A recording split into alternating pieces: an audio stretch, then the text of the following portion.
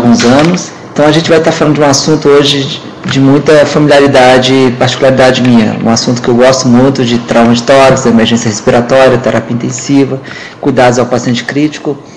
E queria não deixar de sempre estar lembrando, né, os colegas aqui presentes, ao Anderson, ao Rafael, a Karen, o professor o Alexandre Taleb, agradecer a todos que estão contribuindo para levar essas informações até vocês, né, o Anderson e toda a equipe aqui da computação está sempre junto, sempre presente. Esse assunto a gente vai começar falando um pouco sobre drenos de tórax, drenos mediastinos, são recursos que a gente precisa conhecer para que a gente possa promover uma condição funcional melhor, né? A utilização desses recursos são empregados em cirurgias torácicas, né, cirurgias cardíacas, que destinam a evacuação de conteúdo líquido, transudado ou exudato, ou conteúdo gasoso mesmo da cavidade torácica ou do mediastino. O trauma de tórax, ele está entre as 4 principais causas de morte no traumatismo de uma forma geral. Onde nós temos nos Estados Unidos, estima-se que ocorram mais de 1 milhão de pessoas, 12 casos de trauma de tórax, sendo que 4 sofrem admissões hospitalares. Então nós temos uma admissão constante causada por trauma de tórax. Estima-se que o trauma torácico seja responsável por mais de 16 mil óbitos ano. É um número altíssimo, né?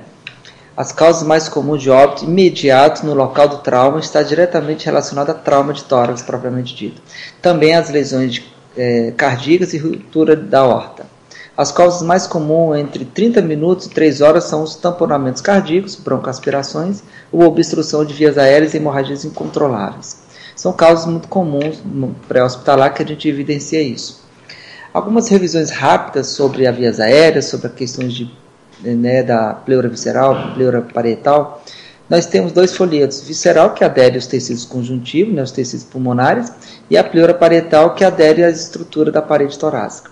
Precisamos compreender isso, por quê? Porque a gente vai ter alguns procedimentos que a gente vai gerar uma ruptura dessas barreiras, né, para justamente introduzir os drenos. Esta dupla aderência é responsável pela manutenção da expansão torácica ao longo do ciclo respiratório. Há uma tendência muito grande do pulmão ele tender a um colapamento. E o aparelho torácico, né, o grade costal, tende a hiperinsuflar. Então, esse equilíbrio, né, essa constante de tempo, esse equilíbrio por interdependências, por essas forças, elas permitem justamente que ocorra, né, que não ocorra o colapsado, né, o colabamento pulmonar. Isso é muito importante, essas forças atuando, né, a força da pressão intrapulmonar, transpulmonar, transmural, tá? Essas pressões durante a inspiração, a gente respirando de forma normal, a gente respira através de pressões negativas, por diferença de pressões. A pressão atmosférica, que é 760 mm de mercúrio, é diferente da pressão da boca, diferente da pressão intrapulmonar. A pressão intrapleural ela é negativa, a inspiração ela ocorre de forma negativa, chegando até -9 na inspiração e até -3 na exalação, durante a expiração. A pressão intrabrônquica, mais próxima dos alvéolos, a pressão ela é mais negativa, de -1 a -3 na inspiração, e depois se transforma em pressão positiva na expiração. Então, durante a inspiração ocorre uma pressão negativa, por diferença de pressão. A pressão mais alta vai se deslocar para pressões mais baixas. Por diferença de pressão, você tem uma inspiração, ocorre um deslocamento desse fluxo. E durante uma exalação, você tem um recolhimento elástico, né, o retorno do componente elástico, e isso faz com que você desloque também esse fluxo expiratório através de diferença de pressão. Tá?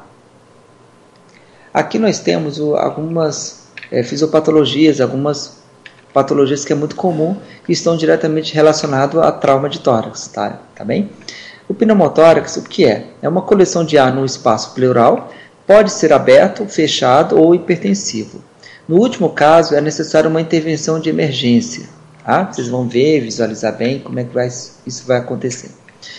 Alguns sinais e sintomas são muito comuns e evidentes nesses pacientes: taquicardia, né, um aumento do débito cardíaco, hipotensão, dispneia, o paciente vai se queixar de falta de ar, desvio contralateral da traqueia, você vai visualizar isso no raio-x, distensão da veia jugular, cianose tardiamente, extremidades.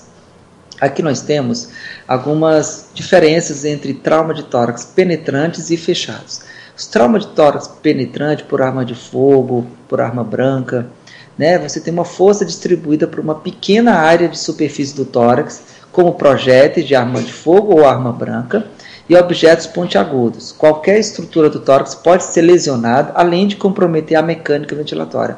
Então não tenha dúvida que quando isso acontece, você tem uma alteração da mecânica respiratória imediatamente. Tá? Você vai ter uma área mais ventilada, uma área menos ventilada, você vai ter um aumento do shunt, você vai ter um colabamento da estrutura pulmonar. Esse colabamento ele vai depender do tamanho da sua extensão, né, da telectasia.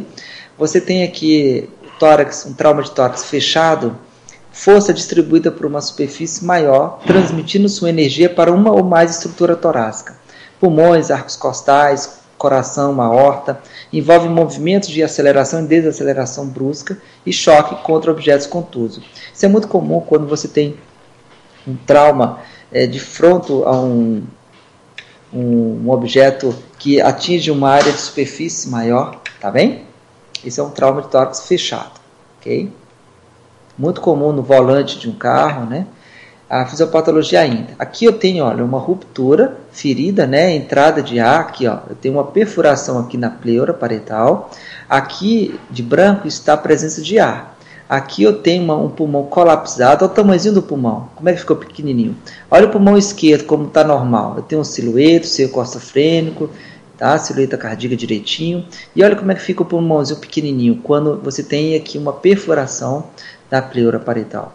Essa ruptura é uma superfície da pleura, né? Ruptura de um bled na pleura visceral, ruptura traumática da pleura parietal. Tá? Aqui embaixo você tem uma perda da pressão negativa intrapleural, colapso pulmonar. Você percebe que aqui, ó, houve uma redução de volume nesse espaçozinho pequeno. Então você tem aqui um colapso pulmonar. Você teve o quê? Uma perda da pleura justamente mais visceral. Aqui você tem uma redução, uma perda da pressão negativa. Tá? Esse pneumotórax aqui de baixo, ele ainda não foi drenado. É um pneumotórax hipertensivo. Então, de forma de emergência, tem que ser drenado. Muito cuidado com esses pacientes quando ele ainda não foi drenado, né? Houve uma identificação, ou você tem aqui no exame físico uma assimetria de tórax, você tem aqui na perfusão, na percussão, um hipertipanismo, você tem uma ausculta pulmonar, um murmúrio vesicular bolido, bastante diminuído, você tem aqui um paciente com dispneia, cianose de extremidade, você tem todos os sinais que são justificáveis que esse paciente tem um indicativo de um componente restritivo e obstrutivo, se for o caso. Mas com raio-x vai ser bem evidente a confirmação do pneumotórax. É claro que às vezes também vai estar presente um efizema subcutâneo, escape de ar subcutâneo, mas de qualquer forma a gente tem aqui um comprometimento ainda que não foi drenado, tá? O componente elástico está comprometido, você tem um colabamento aqui ao pulmonar, e aqui houve uma perfuração, né, da pleura visceral, ok? Aqui eu tenho ainda um trauma de tórax, exame do tórax. Né? Alguns sintomas são muito comuns, sistema de ventilação fica dependente, né? Falta de ar, respiração curta, o paciente se queixa de dispneia. Durante a inspeção do tórax, pescoço, ferimentos, assimetria, desvio, né, da traqueia, êxtase da veia jugular e cianose, palpação, expansão, crepitações ósseas, enfisema subcutânea, na percussão timpanismo, né, maciçez, ausculta, murmúrio vesicular diminuído ou ausente. Isso é muito comum. Aqui, por exemplo, você tem uma perfuração da pleura visceral, aqui você tem um escape de ar, justamente por esse espaço, aqui você tem um colabamento do pulmão, então você tem uma área de troca muito pequena, essa área aqui ela não participa da troca. Então você tem aqui, ó, um desvio da traqueia, você tem um desvio do mediastino, você tem uma área aqui mais ventilada, ó, esse pulmão esquerdo está ótimo, agora esse pulmão direito aqui não, tá? Aqui, por exemplo, você tem tramas vasculares, né? Aqui você não visualiza trama vascular. Então esse aqui, ó, esse espaço pequeno, você ainda tem trama vascular, você ainda tem troca gasosa, você tem ainda a presença de ar. Mas nesse espaço não, você tem um extravasamento de ar por subcutâneo, viu? Aqui eu tenho, explicar um pouquinho da fisiopatologia ainda. Você tem uma redução de volumes pulmonares, justamente porque o fluxo de ar está indo para uma área que não participa da troca, não está indo para os sacos alveolares, está indo mais para o subcutâneo. Você tem uma diminuição da complacência pulmonar justamente pela baixa de volume pulmonar. Você tem uma redução da capacidade de difusão, a troca gasosa fica prejudicada, por isso que o paciente vai fazer hipoxemia, vai fazer uma cianose de extremidade. A hipoxemia, se 50% do pulmão for afetado, o efeito de shunt é significativo, né? Dependente da condição respiratória subjacente do paciente. Então, o paciente vai ser feita uma gasometria, vai ser feita uma monitorização da oximetria. Se isso registrando uma baixa de oxigenação, uma relação PO2-PO2 muito abaixo de 200, isso é prejudicial, muito indicativo até de uma vias aéreas definitiva, né? A utilização de uma prótese para garantir uma oxigenação adequada. Muito cuidado com esses pacientes quando tiver ventilação mecânica, o uso de uma PIP elevada, porque o uso de uma PIP elevada pode aumentar o escape de ar, aumentar o extravasamento de ar, porque o PIP atua justamente na diferença alvéolo-arterial de oxigênio, né? Muito cuidado com as pressões elevadas no ventilador, sem que o volume corrente seja garantido. O volume corrente tem que ser de 5 a 8 ml por quilo de peso. Se você utiliza um volume corrente acima da sua capacidade, acima do que seria o ideal, você pode, ao invés de estar ajudando, contribuindo mais ainda para as complicações pulmonares associadas à ventilação mecânica. Aqui na classificação em epidemiologia, nós temos os aspectos traumáticos, né, abertos e fechados, espontâneo, pode acontecer de forma primária e secundária, pequenos colapsos de até 10% do pulmão, isso ainda não compromete a troca gasosa, não compromete ainda a difusão facilitada. E isso, uma área médios, né, colapso acima de 10% até 30%, já começa a ter comprometimento sim. Grandes áreas de colapso, mais que 30%, aí você já tem que, se não garantir uma FiO2, uma relação PO2-FiO2 acima de 200 ou uma PO2 acima de 80, você vai precisar de uma vias aéreas definitiva, né? Pelo menos momentaneamente, até que seja feito o quê? A drenagem desse trauma, desse tórax que ainda não foi drenado, né? Gerando um pneumotórax hipertensivo. Quadro clínico, você tem o momento que o paciente apresenta agitação, o paciente ele tem uma retenção de CO2, faz narcose, deprime o cilindro respiratório, começa a apresentar agitação psicomotora, né? Pelo PCO2 elevado. O paciente tem cianose de extremidade, justamente pela alteração, prejuízo da oxigenação. Distensão jugular, desvio da traqueia, isso em função da própria anatomia, né? Da fisiopatologia, onde você tem uma área bem distendida, bem ventilada e o pulmão comprometido, ele vai ter o quê? O colabamento. Então você acaba tendo um lado bom que traciona, puxa, né, a traqueia para o lado contralateral. Você tem a hipotensão arterial, taquicardia, queda progressiva do estado de consciência, até evoluir para um choque. Então são graduações e evoluções que podem acontecer dependendo da área de comprometimento sendo cada vez mais extenso, né? Diagnóstico diferencial, quadro clínico característico, né? Insuficiência coronariana, dissecção de aorta, ruptura espontânea do esôfago, úlcera péptica perfurada, são situações que podem estar muito parecidas com o paciente com pneumotórax, né? Conduta e tratamento é a diminuição dos sintomas. Você quer aliviar a dor, você quer aliviar a falta de ar, o desconforto respiratório, você quer melhorar o volume de ar, né, a cada ciclo, você quer melhorar a relação PO2-FiO2, melhorar a oxigenação, você quer melhorar essa ventilação, essa eliminação desse CO2, você quer garantir uma oxigenação adequada e uma eliminação desse CO2 de forma também adequada, promover uma melhor expansão pulmonar, fechamento da lesão curativo valvular, a gente vai estar mostrando como é que isso é feito, evitar recidivas, né? Então o paciente precisa ter um acompanhamento médico com o pneumologista para que ele possa evitar e se conhecer bem, para que isso não há outros momentos que isso vai acontecer, né? Isso não seja recidivo. Tratamento inicial do pneumotórax é a descompressão imediata, utilizando às vezes agulha ou drenagem tubular. Então é muito importante que identificou, tem que ser feito o procedimento imediatamente, tá? Primeira escolha, punção com agulha de segundo espaço intercostal, linha hemiclavicular do hemitórax afetado, transformando o pneumotórax fechado e hipertensivo em aberto e evitando assim o desvio do mediastino e a compressão dos vasos, né?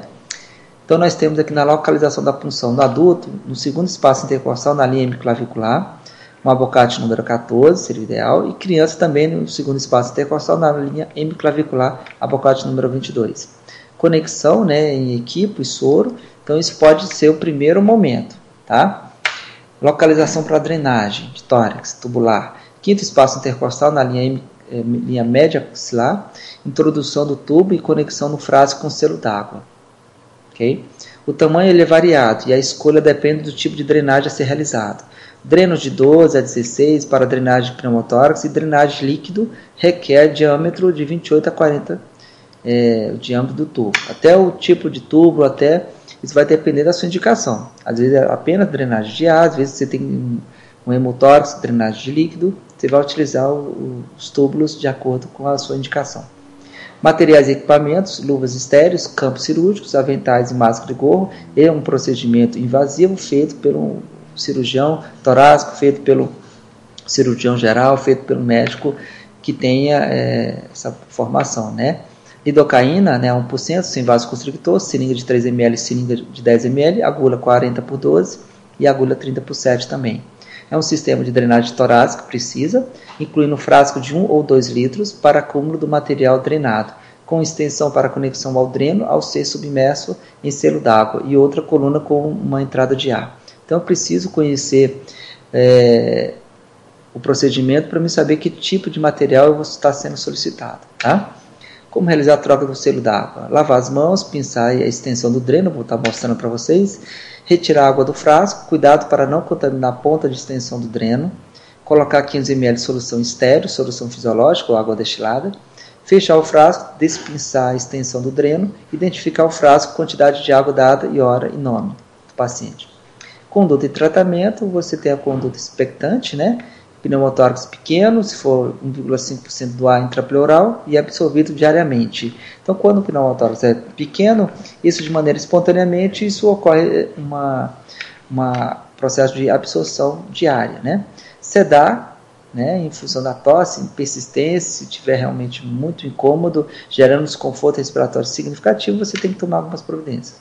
Analgésico, porque não tenha dúvida, é um procedimento doloroso, precisa o paciente estar o mais confortável possível. Exercício respiratório durante os 7 primeiros dias tem que estar sendo realizado para que você melhore a expansão pulmonar, melhore a complacência pulmonar, para que você possa, né, reduzir justamente as lesões secundárias pelo imobilismo, pelo fato de estar muito acamado. Controle radiográfico, isso a cada 2 dias você pode fazer e, se necessário, pode fazer até mais de uma vez.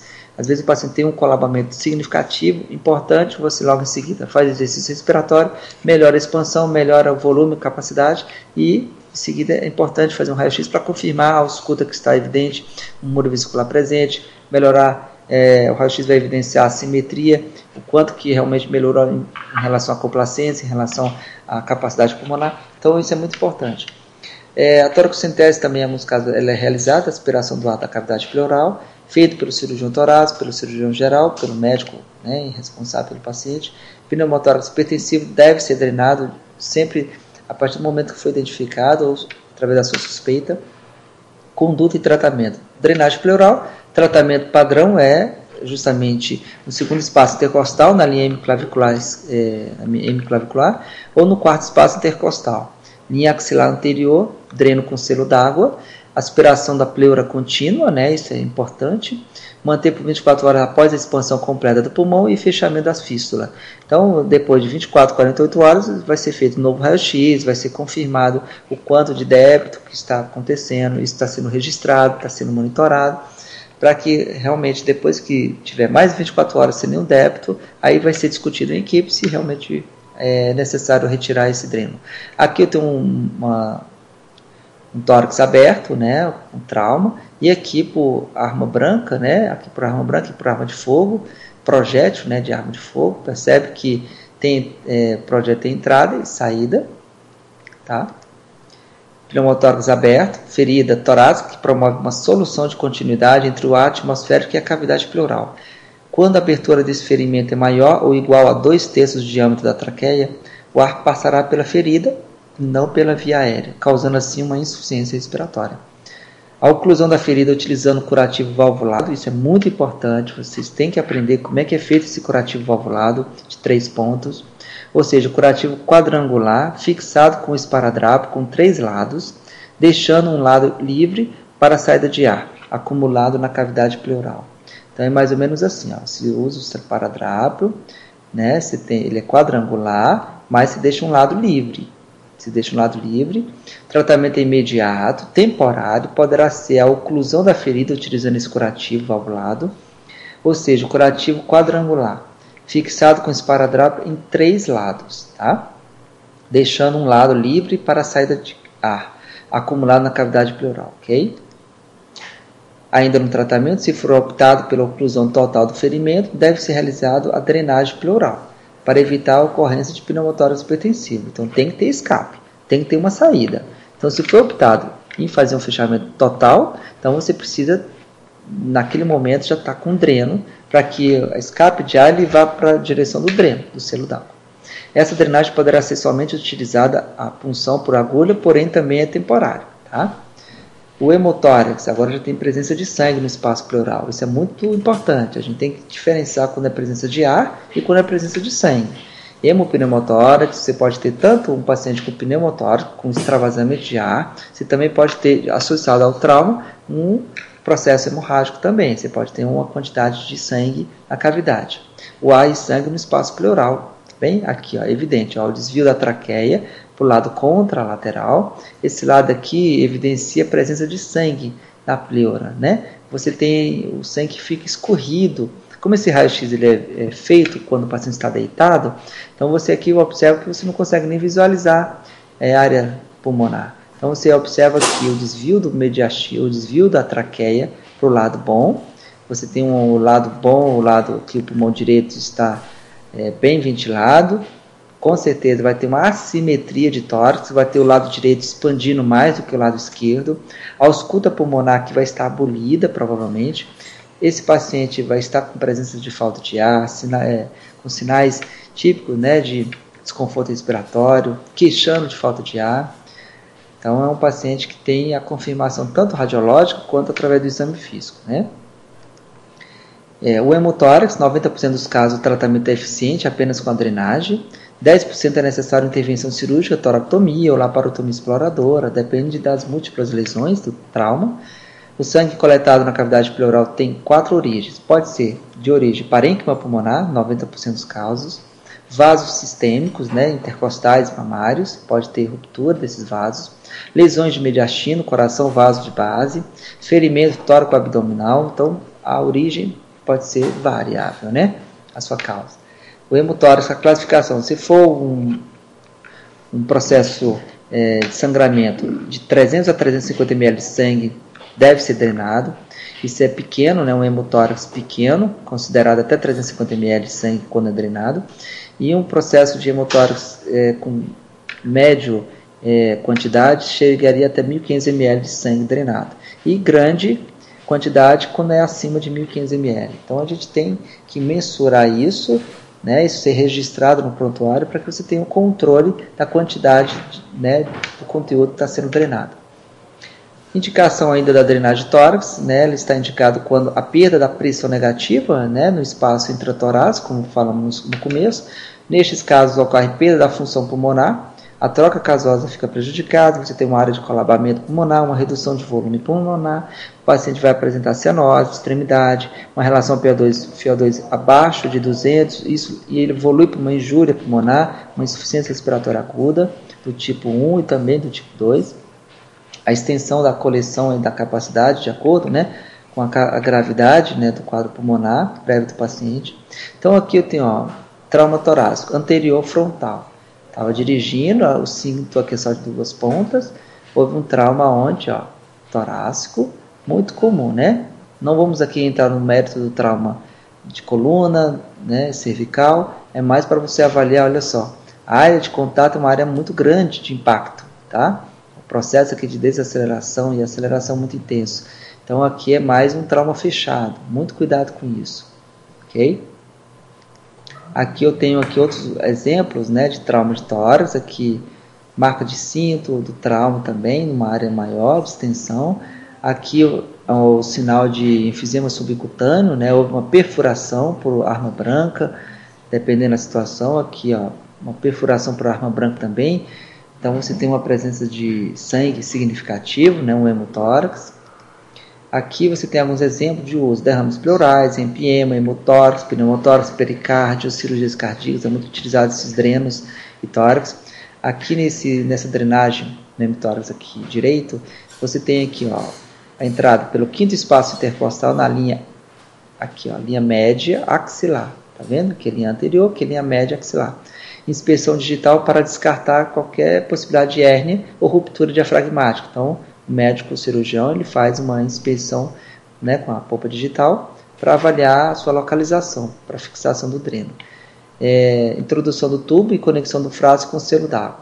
Então, isso é um procedimento que deve ser feito num local adequado, né, para uma equipe especializada, para uma equipe também adequada.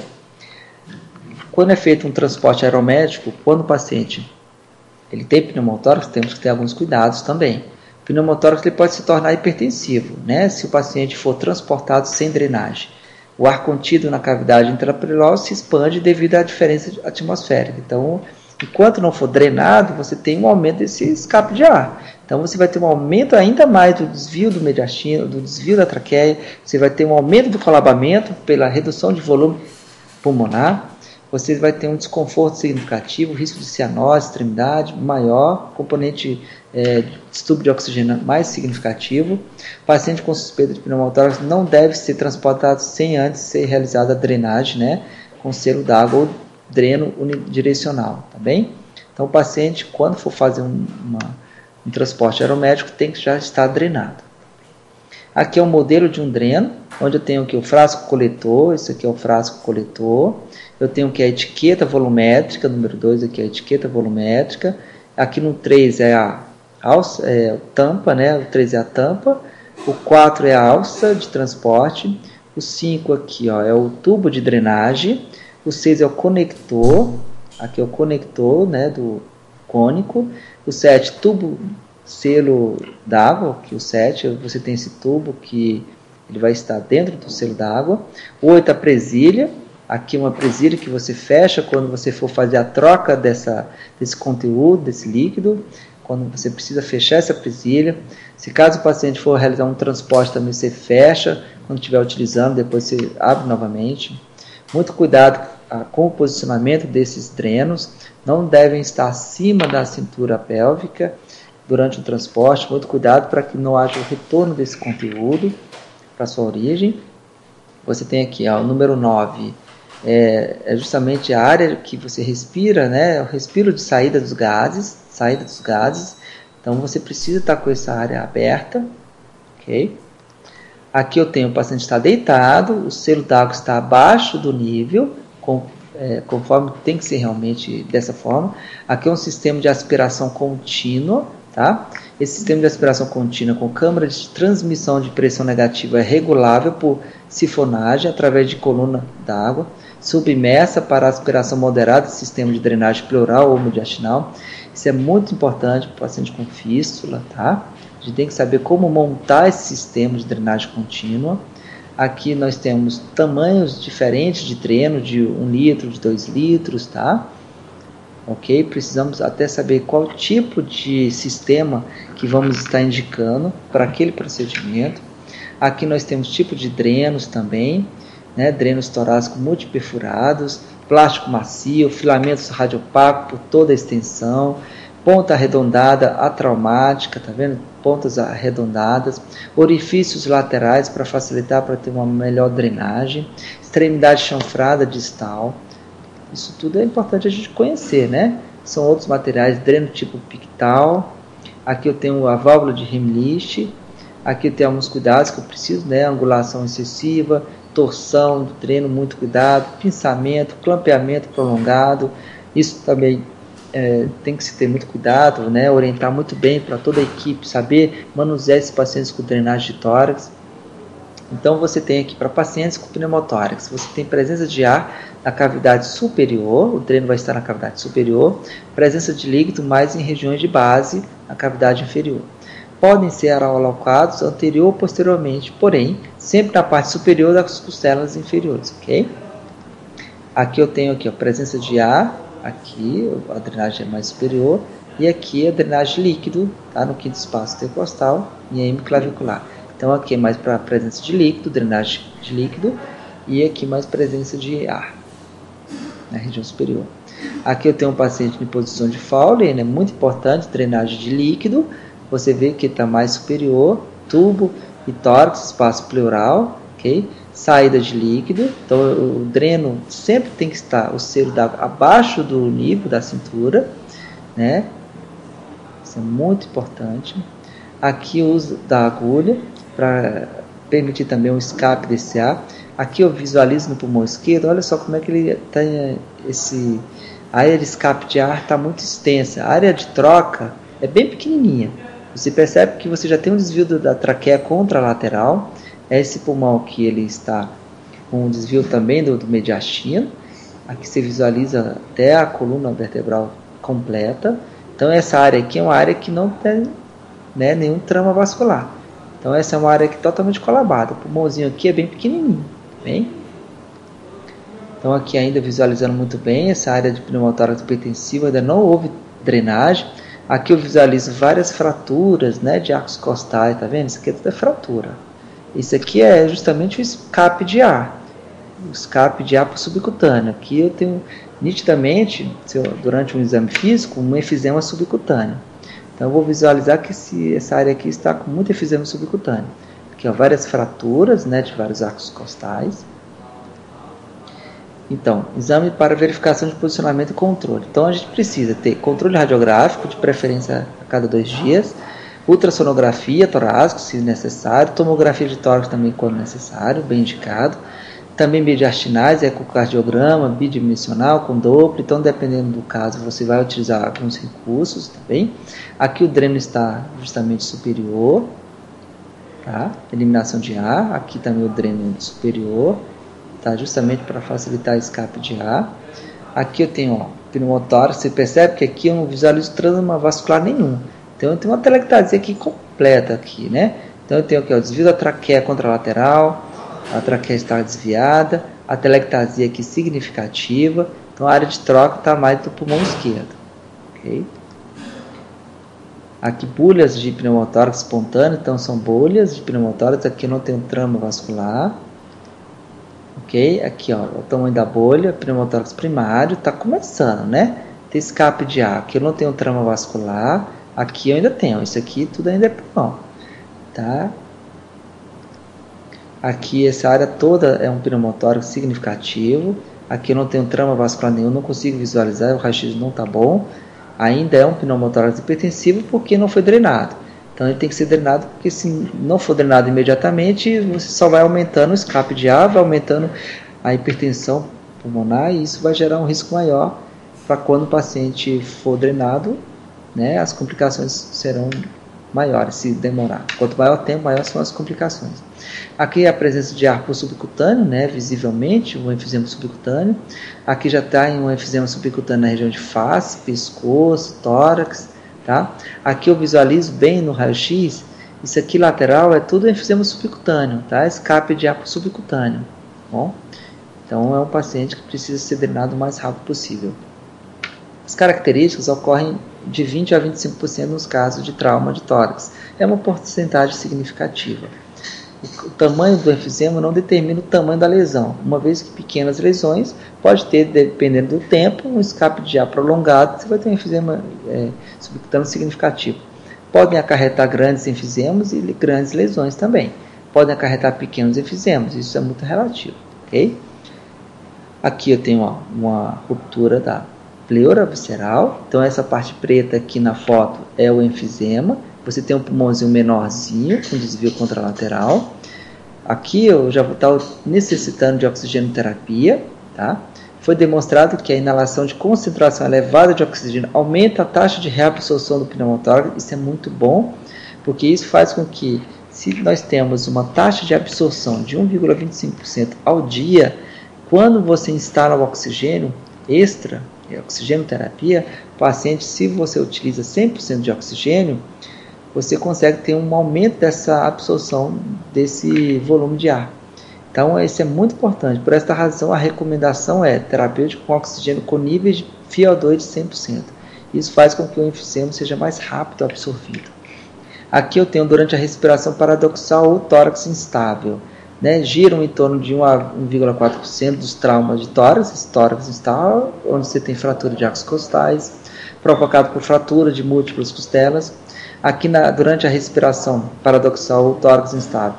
Há muito tempo achou-se que a respiração paradoxal fosse a causa principal de óbito. Porém, verificou-se que a mortalidade está ligada diretamente à dor e contusão acompanhada ao trauma. Com este tipo de respiração ocorre um movimento pendular do mediastino, alterando assim a cardiocirculação, provocando baixo débito ou até mesmo arritmias. Então, aqui para justificar o porquê do aumento do alto índice de mortalidade, né, no trauma. Então, aqui eu ainda tenho derrame pleural. Esse paciente, esse raio-x foi feito ele sentado, na posição sentada. Então, eu tenho aqui uma quantidade de líquido significativa. Pelo tamanho da área, eu consigo visualizar quanto de líquido provavelmente eu vou ter. Tá? Aqui é a imagem de ultrassom torácico. Aqui tem também o cálculo de líquido, né? Como citei, você pode calcular pela área, pelo espaço, quanto de líquido você vai ter, qual é a variação em ml, tá bem? O ultrassom vai mostrar muito bem isso, tá? Essa variação para você ter uma ideia de quanto de líquido. Aqui o ultrassom também. Drenagem mediastino, remoção de trombos, sangue transdutado do pericárdio mediastino após uma cirurgia cardíaca ou torácica. Muito cuidado para se evitar o tamponamento cardíaco. Aqui são ainda os modelos ainda de selo d'água. Aqui os modelos, né, das cânulas. Aqui eu tenho o dreno mediastino, aqui região do processo tifoide. Aqui tem o dreno pleural intercostal, aqui eu acabo perfurando a pleura visceral. Toda vez que eu perfuro a pleura visceral, eu acabo, não tenha dúvida, vou ter aumento de produção de muco, a produção de líquido. Então eu preciso fazer bastante exercício respiratório para que esse paciente expanda melhor e mais rápido essa área pulmonar, diminuindo as consequências pelo imobilismo, pelas complicações pela drenagem, né? Porque a alteração da mecânica respiratória vai ser imediata, ok? Aqui eu tenho um dreno pleural subtifoide, olha como é que ele é. Aqui um dreno mediastino, tá? O dreno mediastino ele tem algumas vantagens, porque ele não perfura a pleura visceral nem a pleura parietal.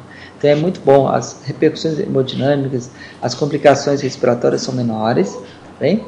Hoje nas cirurgias cardíacas são muito utilizados os drenos mediastinos. Demonstração da localização dos drenos pleurais, o dreno pleural na região intercostal esquerda, lateral, e dreno pleural na região subtifoide medial. Esses derrames pleurais, se for menor que 200 ml em 24 horas, já é um critério de retirada desse dreno. Pneumotórax sem oscilação do selo d'água, então no selo d'água eu não vou visualizar ainda, ele está borbulhando. Então eu peço para o paciente para tossir, eu peço para o paciente para respirar fundo. Conforme não há presença de oscilação no selo d'água, isso já significa que o paciente já está tendo uma boa resposta, está tendo uma melhora significativa. E também mediastino, menor que 100 ml em 6 horas, também significa que eu posso já entrar no protocolo para fazer o que?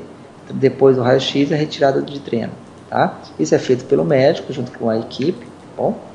Aqui eu tenho o procedimento como é realizado para retirada do dreno, né? Elevação, rotação externa do membro. Aqui o paciente vai respirar profundamente e durante a inspiração profunda, o médico retira o dreno, depois vai fixar, né? Ponto de bolsa fechada, ok? Vai fixar com esses pontos. Aqui eu tenho uma drenagem, né? Com perfuração da pleura visceral. De preto eu tenho a presença de ar. Essa presença de ar, se eu não drenar, acaba o quê? Aumentando essa pressão, aumenta o colabamento, aumenta o desvio do mediastino, aumenta o prejuízo da perfusão e faz com que o paciente tenha aquelas complicações que a gente espera. Agora, depois de uma drenagem, você consegue tranquilamente melhorar a expansão pulmonar e o escape de ar vai sair pelo dreno, tá bom? Isso, em média de 80%, resolve somente com a drenagem.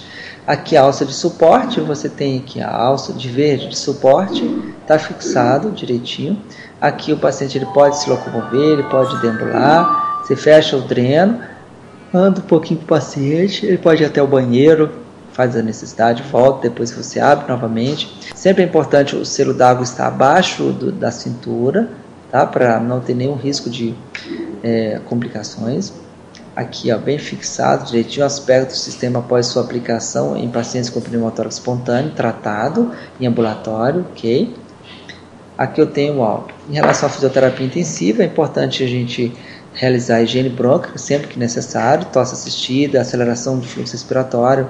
O paciente ele também está associado a um quadro de infecção, então acaba você precisando remover esse muco, fazer com que o transporte desse muco ciliar seja feito de maneira mais eficaz. A expansão dessa área colabada é importante, trabalho com padrões ventilatórios, mais freno labial associado a exercício de membro superior, uso de incentivadores inspiratórios e direcionamento de fluxo, são exercícios utilizados na fisioterapia intensiva para que o paciente tenha uma recuperação mais rápida, mais segura, com menos risco de complicações secundárias, né? Trazer o paciente para a posição mais alta, né? Deambulação, sempre carregando o dreno contralateral, a sua inserção, evitando posturas antálgicas. Há uma tendência muito grande do paciente adotar essas posturas antálgicas, principalmente as posturas em flexão, posturas fetais. Então isso faz com que o paciente tenha uma alteração postural significativa, uma alteração da mecânica respiratória. Então temos que corrigir esse desequilíbrio de cadeias musculares para que o paciente possa ter uma resposta funcional melhor, mais significativa. Ainda na fisioterapia respiratória, você precisa manter, né, uma vias aéreas pérvias bem ventiladas, garantir uma boa oxigenação adequada, que a relação PO2-VO2 fique acima de 300, fazer com que o paciente receba apenas o oxigênio quanto ele é necessário, não acima do que é necessário, melhorar o padrão ventilatório, né, tóraco-apical, de predomínio intercostal, diminuir o tempo de internação numa unidade de terapia intensiva. Então, através dos exercícios respiratórios, o paciente fica menos tempo internado, consegue ter, durante um período de recuperação mais rápido, com uma qualidade de recuperação melhor. Isso é muito importante para diminuir os riscos de infecção, diminuir ainda mais esse risco de infecção, porque o paciente, através de exercício respiratório, ele aumenta muito sua imunidade, aumenta sua capacidade pulmonar, aumenta sua oxigenação, aumenta sua relação PO2-VO2, faz com que o paciente ele tenha uma resposta melhor ao tratamento. Tá? Ok? Então esses slides a gente vai estar parando por aqui, mas a gente vai estar tendo outros encontros. Nos próximos encontros a gente vai estar falando de trauma de coluna, vamos estar falando ainda de outras complicações que acaba sendo muito comum aos traumas de tórax, a outras doenças respiratórias que também comprometem, estão associadas também de forma secundária ao trauma de tórax, algumas doenças como CIS, SARA, extrapulmonar, outras doenças pulmonares que são não muito fácil você conduzir o manuseio desses pacientes, tá? E eu desejo a vocês um ótimo final de semana, que vocês depois possam mandar algumas perguntas para nós, que a gente possa esclarecer algumas dúvidas, se assim tiver. Estarei sempre à disposição e toda a equipe. Queria mandar um grande abraço aos nossos amigos lá de Jataí, os colegas lá de Rio Verde, os interiores, todos que estão nos acompanhando. Um abraço a todos vocês e continue sempre nos acompanhando. Tá? A gente fica muito feliz de ter bastante pessoas nos acompanhando. Isso é um sucesso muito grande do trabalho, do projeto, né, de telemedicina, que leva até vocês essas informações. Um abraço a todos e até a próxima. Okay?